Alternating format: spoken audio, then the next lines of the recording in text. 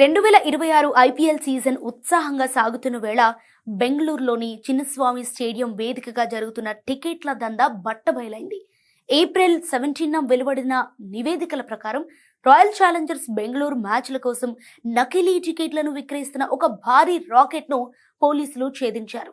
ఈ వ్యవహారంలో Karnataka state cricket association క్యాంటీన్లో పనిచేసే ఒక వ్యక్తిని పోలీసులు అరెస్ట్ చేయడం సంచలనం సృష్టించింది. స్టేడియం లోపల పనిచేసే సిబ్బందే ఇలాంటి అక్రమాలకు పాల్పడటం క్రికెట్ అభిమానులను విస్మయానికి గురిచేసింది.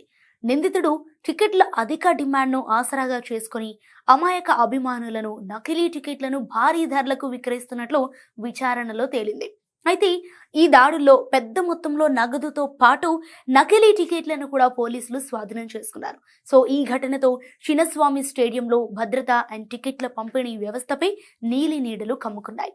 క్యాంటీన్ వర్కర్ స్టేడియం ఆవరణలోనికి సులువుగా ప్రవేశించగలిగే వెసులుబాటును వాడుకొని ఈ దందాను నడిపించినట్లు తెలుస్తోంది. సో ప్రెజెంట్ పోలీసులు ఈ రాకెట్లో ఇంకా ఎవరెవరి ప్రమేయం ఉందో ఆరా తీస్తున్నారు. ఐపీఎల్ మ్యాచ్లను నేరుగా చూడాలని ఆశపడే అభిమానులు మోసపోకుండా ఉండాలంటే కేవలం అధికారిక వెబ్సైట్ల ద్వారా మాత్రమే టికెట్లు కొనుగోలు చేయాలని కేసీఏ అధికారులు హెచ్చరిస్తున్నారు. బ్లాక్ మార్కెట్లో టికెట్లు కొని ఇబ్బందులు పడవద్దని, నకిలీ టికెట్లతో స్టేడియం లోపలికి అనుమతి ఉండదని వారు స్పష్టం చేశారు. ఈ అరెస్టుతోనైనా టికెట్ల అక్రమ విక్రయాలకు అడ్డుకట్ట పడుతుందని క్రీడా వర్గాలు భావిస్తున్నాయి.